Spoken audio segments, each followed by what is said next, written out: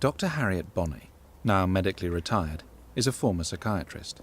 She suffers from ataxia, an illness which results in the loss of muscle coordination. It affects balance and speech. People with chronic pain are probably 50% more likely to develop a mental health problem.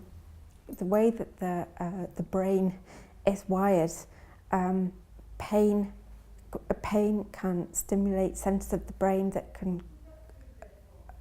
are involved in depression, and vice versa.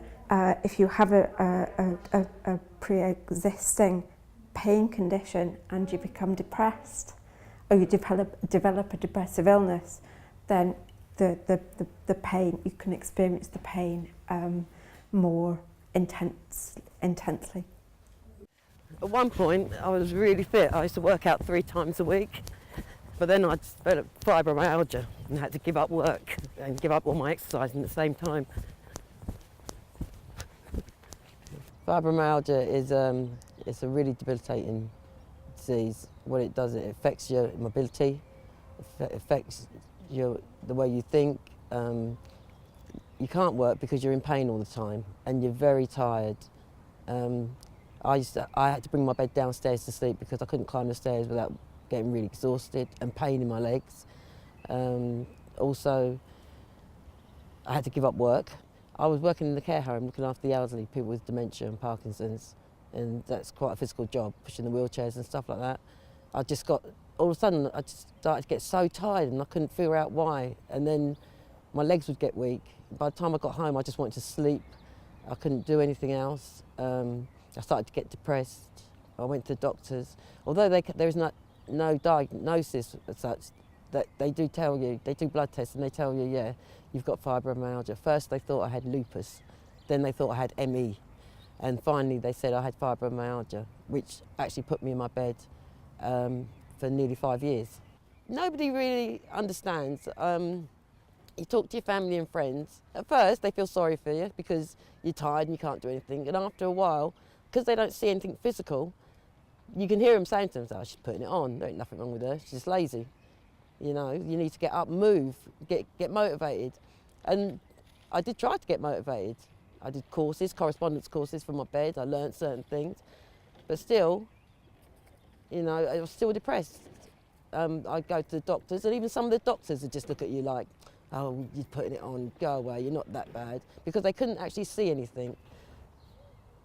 By being stuck in the bed, not being able to go to work, getting more and more depressed, I started to drink. And friends would come round because I was always there. There was someone, they could come and bring a drink and I would drink with them. And I finally, I just get more and more drunk and more depressed. I just felt that I wanted to end it all. You know, one time I cut my wrists as a cry for help. Another time, there was one Christmas, I was drinking with my family. They all went out to party. I, of course, couldn't go because of my condition. I went home and carried on drinking some Courvoisier brandy till I drank the bottle, and I just wanted to end it all. And I thought, you know what, I'm going to go down by the bridge and throw myself in the river, and that'll be that. You know, I won't be a burden to anybody anymore. You know, I'm never going to be able to work, I'm never going to be able to do anything. And so I came down to the bridge, I think it's the Green Dragon Bridge it's called, and I came, it was 2 o'clock in the morning, freezing cold, in the winter, Christmas, and I sat under this tree over there, and I was just deciding when I was going to do it, and crying, and thinking nobody loves me, nobody cares if I'm gone, everyone will be happy. And I must have sat there for about an hour, and I got really cold. And then I thought about my children, my grandson, and I thought, you know, I can't do this, really I can't. And as I got up to walk home and walk over the bridge, I saw 2 figures coming towards me, and it was an elderly gentleman and his wife, and they came up to me with a flask of coffee and said, am I all right, and would I like a hot drink? And I remember thinking, oh, how wonderful, how somebody cares. And I said, no, I don't drink coffee, because I don't drink coffee, but I thanked them anyway. And I went home actually feeling a little bit better. And that's it, really. Patsy said she was looking for voluntary work, so I suggested that she work at Livecraft, which is a mental health charity, where I worked at the time. Well, in terms of some of the activities we've got running at the moment, we do floristry, which might be something that you'd want to think of as well. What we've been doing for a while is helping people get together and socialise and enjoy what is really floristry as a craft, and our aspiration really is trying to develop this activity to make it into a social enterprise. Fill the gaps in, that's what you're doing. But not higher than the lily. Patsy quickly became an enthusiastic member, assisting in the preparation of displays for some Cambridge University colleges. As her skills improved, she also helped provide arrangements for weddings and other functions. Her niece, Casey, who originally introduced her to Lifecraft, also was instrumental in convincing her to attend church regularly. Every Sunday we meet here at the Horizon Community Centre, and we fellowship with our church called Christian Life City, Cambridge. And I invited my auntie Patsy along, and she came, and I just truly see the changes in her as she has given her life to Christ. It's given her purpose for life. Every Sunday I go to church and I pray, and a lot of my prayers have been answered. I found a lot of strength in God.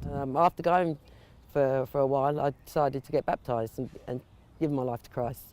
And the confidence I've got since doing that is amazing. And I tell everybody about it now, you know. And I've even got people to come to church, you know.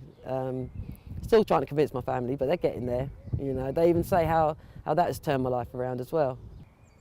I'm a real florist, and I can hardly believe it, but now, with the help of Lifecraft, I'm building a business. And I want to show people that through Lifecraft and building this business, I feel like I've got life again. I don't feel depressed that I can't do anything. And I want to tell other people about it, and I want to bring them to Lifecraft so they can get their confidence back. I have a lot of friends that have depression as well, and they've seen the change in me, and they want to do it now.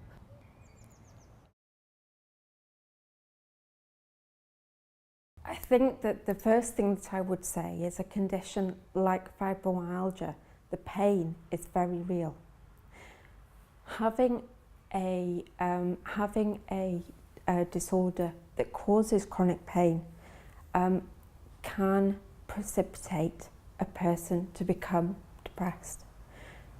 If they become depressed, they will experience that pain more acutely.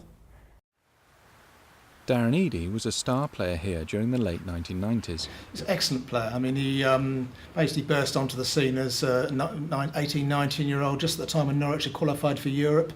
And, you know, he was a very little guy, but he had tremendous pace, and he really would sort of burst down the ring, excite the fans. He just had quickness was his greatest asset, but he also had skill on the ball. He could score a goal. Just a very, very promising young player who came on the scene at a very exciting time for Norwich City. He never put a foot wrong, always very professional in his outlook towards the club, the players and the supporters. Yeah.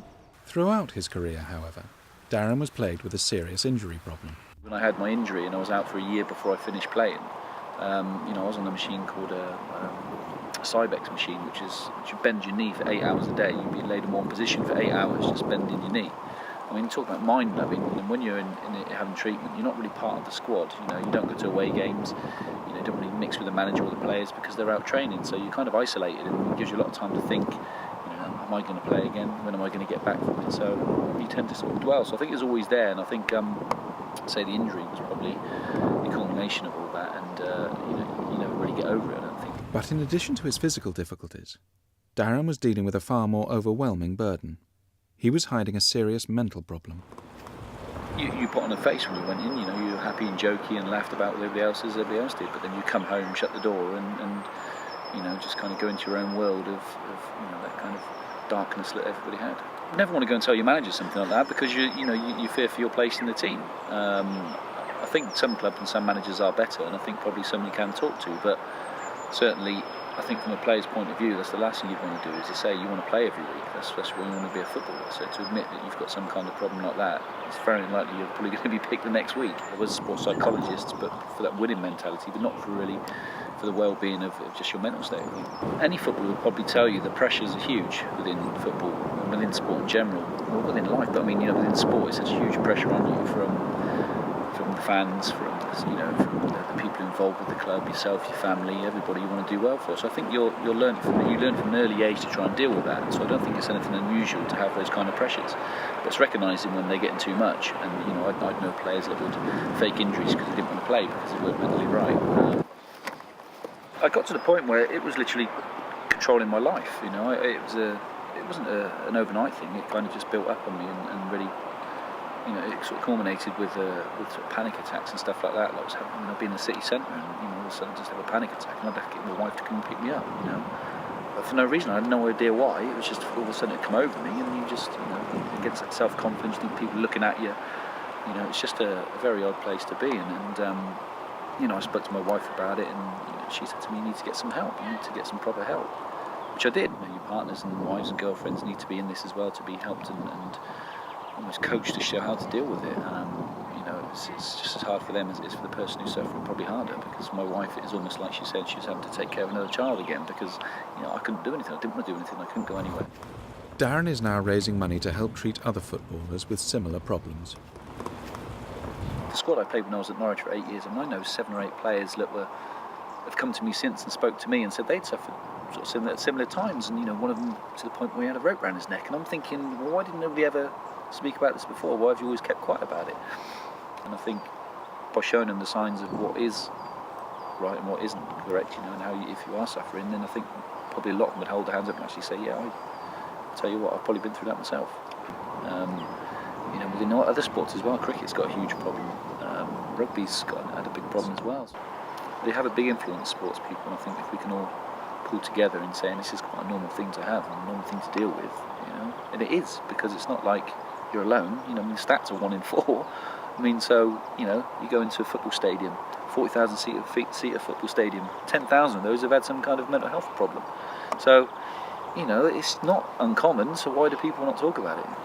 Talking is evident. It really is, because otherwise you sit at home, you kind of have this, the big problem for me when I was in it was this remuneration in my head, just going over these scenarios over and over again in my head, which were coming up the same answers.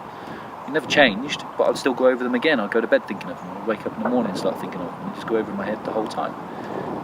As soon as you start to speak to someone about it, they're a bit more rational thinking at the time, and they kind of put it in more perspective and tell you that, and it breaks that cycle. It breaks that cycle of what you're thinking, and then that starts to repair those kind of fibres in your brain that need repairing, and all of a sudden you're on the road to recovery.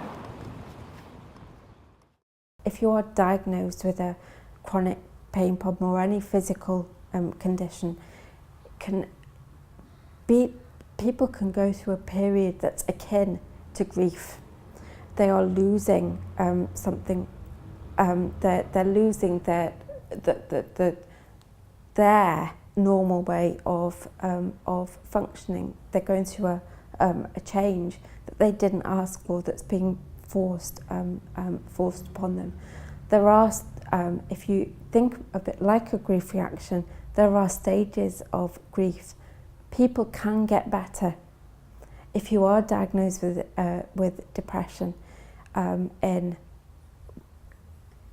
whether you have a physical problem or not, you can get better. And that's why it's so important that people do talk about it, people are encouraged to talk about it, because these illnesses are treatable.